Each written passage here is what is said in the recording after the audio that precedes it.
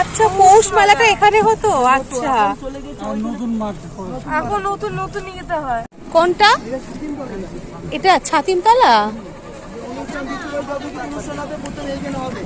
আচ্ছা আচ্ছা, এখানটা প্রথমে হবে তাই তো? এখন হয়? এখনো হয়েছিল? হয়েছিল, কালকে হয়েছিল তাই তো?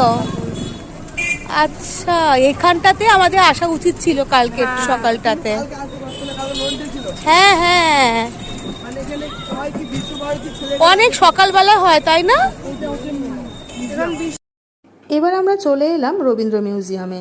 এখানে আছে কবিগুরু রবীন্দ্রনাথ ঠাকুরের কিছু ব্যবহৃত জিনিসপত্র এবং তার নতুন নোবেল পুরস্কারটা। তারপর এখান থেকে পাশেই আছে উত্তরায়ণ।